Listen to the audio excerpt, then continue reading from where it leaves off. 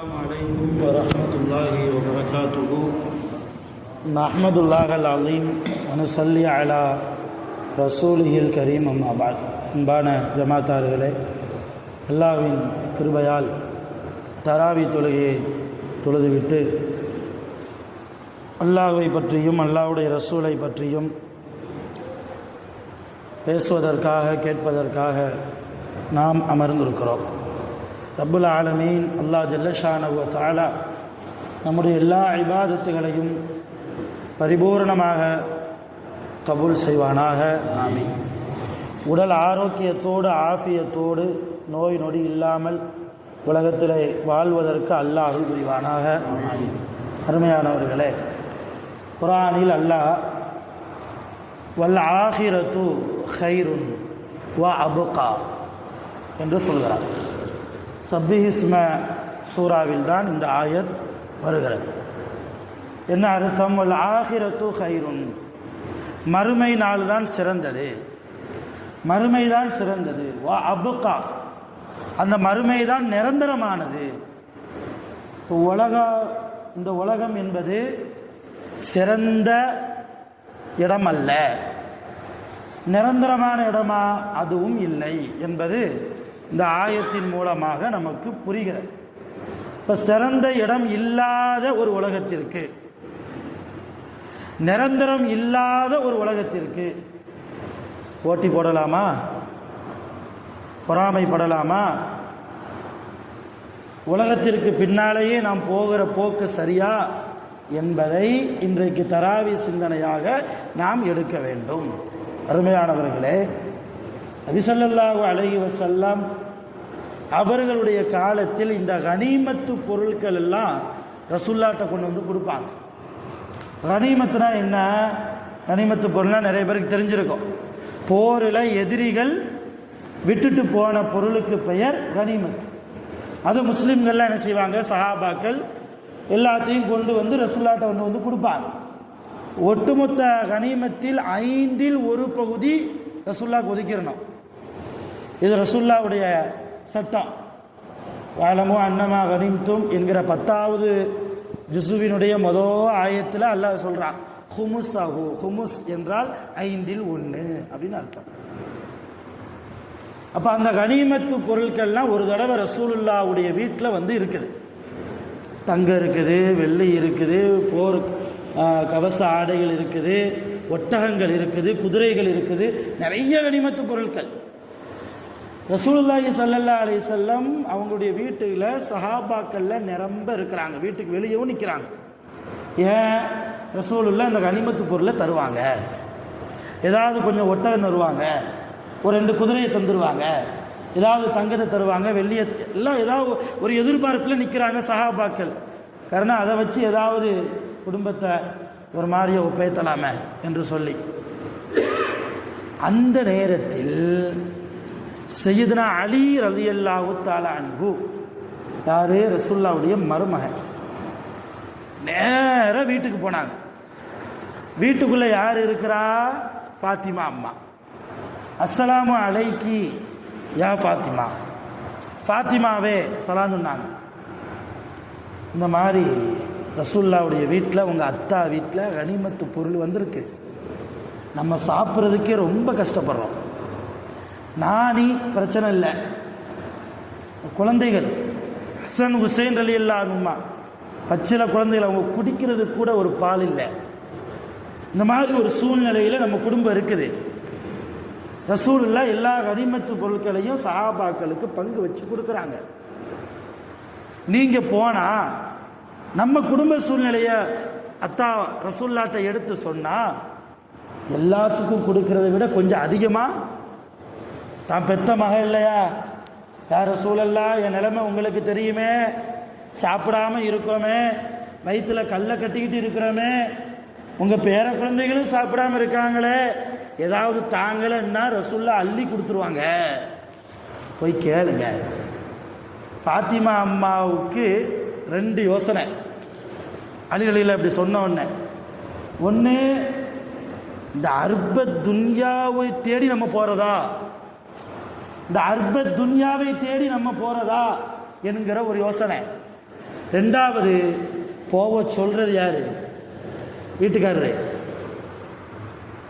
நம்ம பாத்திமா மாதிரி கிடையாது.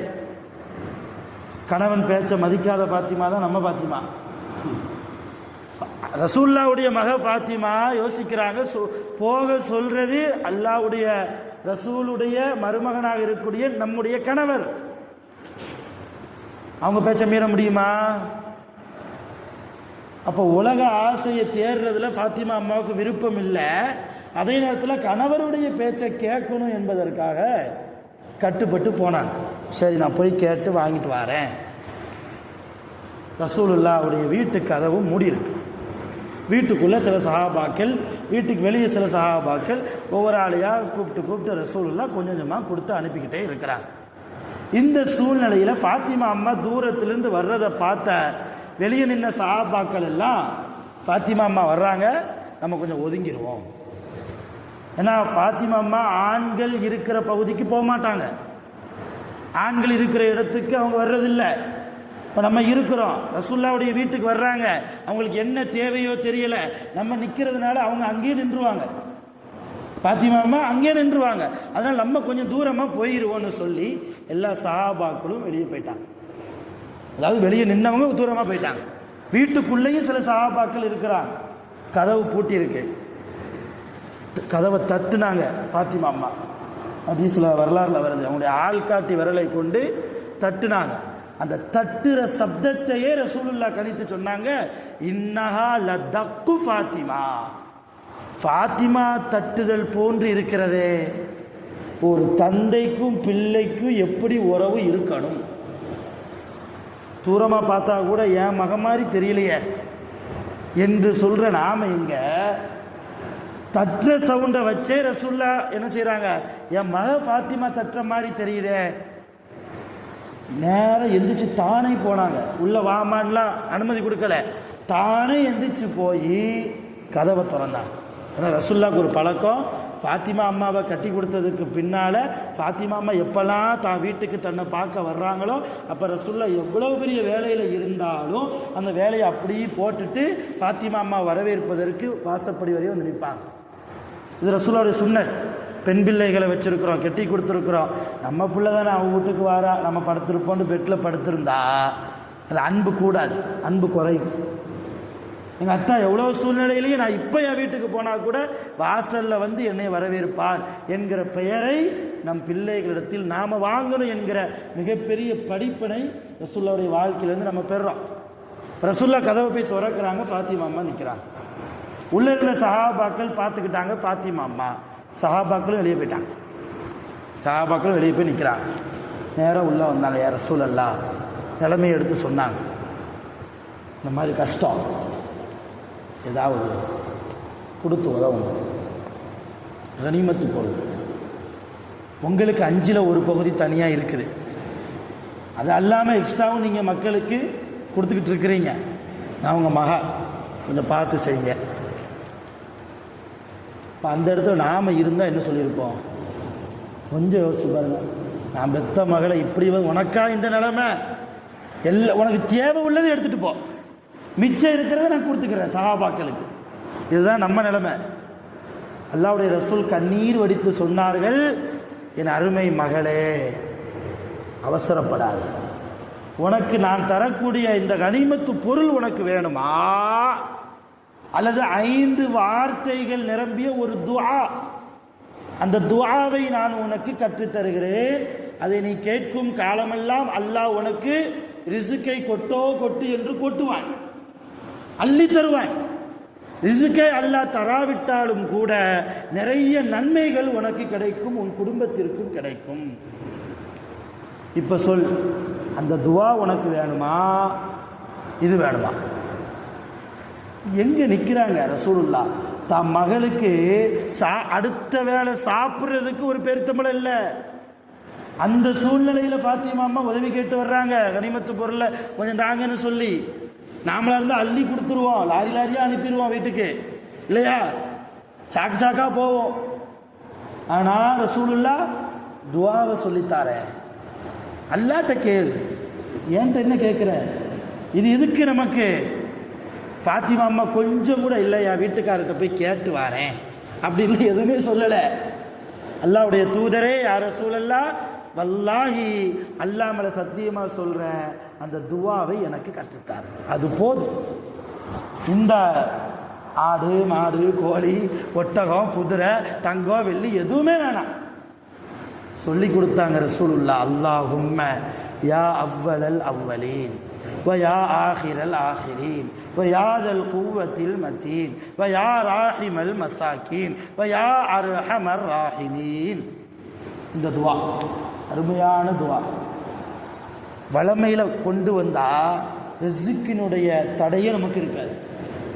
ஃபாத்திமா அம்மாவின் மூலமாக இந்த உம்மத்திற்கு ரசூலுல்லாஹ் கற்றுக் கொடுத்த துவா சொல்லி கொடுத்தாங்க. அல்லாஹும்ம யா அவ்வலல் அவ்வலீன், முதன்மையானவனுக்கெல்லாம் முதன்மையானவனே, வயா ஆஹிரல் ஆஹிரீன், இறுதியானவனுக்கெல்லாம் இறுதியானவனே, வயாதல் குவத்தில் மத்தீன், மிக பலமுள்ள ரப்பே, வயா ராஹிமல் மசாக்கீன், ஏழைகளின் மீது இரக்கம் காட்டக்கூடிய ரப்பே, வயா அர்ஹமர் ராஹிமீன், இரக்கமுடையவர்களுக்கெல்லாம் இரக்கமுடைய ரப்பே.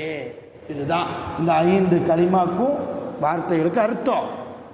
இதை சொல்லி எனக்கு இன்னும் தேவை இருக்கு, எனக்கு அதைத்தான் இதைத்தான் ரப்பிட்ட கேட்டா அல்லாஹ் தடையில்லாமல் கொடுப்பான் என்று ரசூலுல்லாஹ் துவாவை கற்றுக் கொடுத்து அனுப்புனாங்க. ஃபாத்திமா அம்மாவும் இது போதுன்னு சொல்லி நேராக வீட்டுக்கு போனாங்க. இப்போ அந்த அலி ரலியல்லாஹு இடத்துல நாம இருந்தா உங்க அத்தா வீட்டில் போய் அதை வேண்டுவா அப்படின்னு சொல்ல, அந்த அம்மாவும் நம்ம வேண்டு வர சொன்ன விஷயத்தை வேண்டு வராம வேற ஏதோ விஷயத்தை கொண்டு வந்தா வாசப்படிக்குள்ளே ஏற்றுவோமா? யோசிக்கணும். இன்னும் சில பேர் நான் சொன்னதை செஞ்சாதான் உன் கூட வாழ்க்கை என்று கூட முடிவெடுக்கிறோம். முஸ்லிம்கள் அலிரலியெல்லாம் பார்த்தாங்க, வெறுங்கையை வீசிட்டு வர்றாங்க. ஃபாத்திமா அம்மா புரிஞ்சுக்கிட்டாங்க ஏதோ நடந்திருக்குன்னு சொல்லி. என்னம்மா ஆச்சு? இந்த துவாவை சொன்னாங்க. அல்லாஹும்ம யா அவ்வலல் அவ்வலீன் வயா ஆஹிரல் ஆஹிரீன் வயா தல் குவத்தில் மத்தீன் வயா ராஹிமல் மசாக்கீன் வயா அர்ஹமர் ராஹிமீன். அலி ரலியல்லாஹ், ஃபாத்திமாவே, சுவனத்தின் தலைவியே, நான் கேட்டதை விட மிக அதிகமாக நீ கொண்டு வந்து விட்டாய், அல்லாஹ்வே கொண்டு வந்து விட்டாய், இது போதும் நம் குடும்பத்துக்கு என்று பொருந்திக்கிட்டாங்க. எப்படிப்பட்ட வாழ்க்கை! உலகமே வேண்டாம் என்கிற வாழ்க்கை. அல்லாஹ் அவங்கள பட்னியா போட்டான். பட்னியோடு இருந்தாலும் சாப்பிடாம இருந்தாலும் உடலில் ஆரோக்கியம் இருந்தது. இன்னைக்கு எல்லாம் சாப்பிட்றோம். ஹாஜியாருக்கு தூக்க மாத்திரை போடலன்னா தூக்கம் வராது இல்லையா? அப்படிப்பட்ட நிலைமை தான். இன்னும் சில பேருக்கு தூக்க மாத்திரை போட்டும் கூட தூக்கம் வர்றதில்லை. எல்லாம் இருக்கு, எல்லாம் நிறைய கொடுத்துருக்கா, அல்ஹம்துலில்லாஹ், இன்னும் தருவான், நம்பிக்கையில் இருக்கிறோம். ஆனால் மன நிறைவு இல்லாத வாழ்க்கையாக நாம் வாழ்கிறோம்னா உலகத்தை தேர்ந்தெடுத்தோம். எதுக்கு இந்த உலகம்? ரமலான் நிறைய படிப்பினைகள் நிறைந்த மாதம்.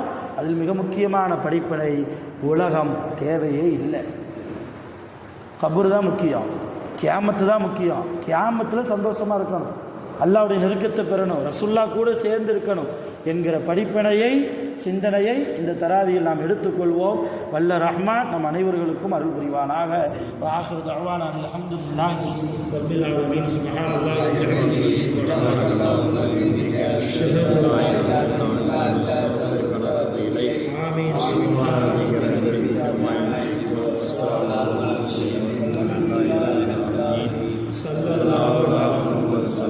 அலைஹி வஸல்லம், லா இலாஹா இல்லல்லாஹ், ஸல்லல்லாஹு அலைஹி வஸல்லம்.